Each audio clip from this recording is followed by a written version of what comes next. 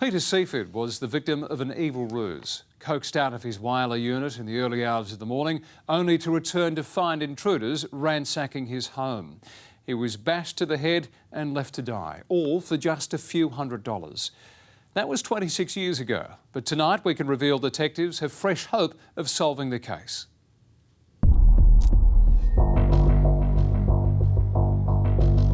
His weekend began like it often did, a game of football on Saturday afternoon. But hours later, Peter Seaford would be dead, found brutally bashed inside his Whyalla unit in what would become an enduring mystery. He was confronted by one or more people who brutally bashed him several times around the head and body.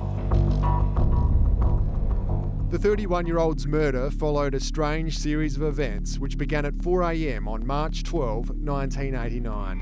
A nearby service station, owned by Mr. Seaford, has an object thrown through its front window.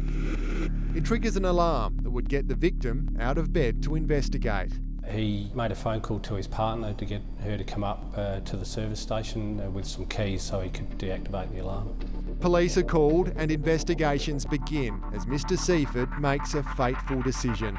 Worried about the service station takings left unattended in his unit, he goes back there at around 4:30.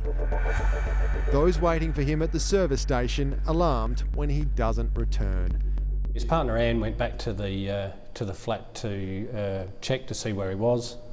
She found that his car was parked at an unusual angle at the front of the flats. She found the front door open, the lounge light on, and he was slumped inside on the floor with serious head injuries.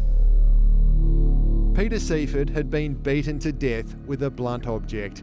Detectives who were re-examining the crime as part of a review into 113 cold cases are confident that robbery was a motive. He had money at the flat. The flat was ransacked, and between $500 and $1,000 was found to be stolen. Police found a makeshift mask inside the unit which they believe the attacker used to conceal his face. Detectives suspect the earlier incident at the service station was all part of the killer's plan.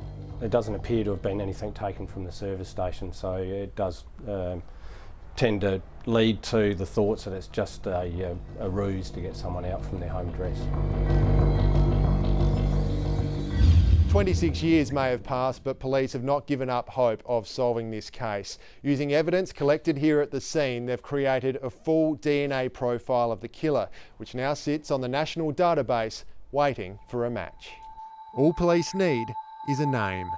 Given that there's always new profiles being uploaded onto the database, of course we hope that one day that will be matched. Police have asked several people to volunteer their DNA to assist the investigation. Some have agreed, others have declined. Ben Avery, 9 News. And if you have any information about the murder of Peter Seaford or any other cold cases, please contact Crime Stoppers.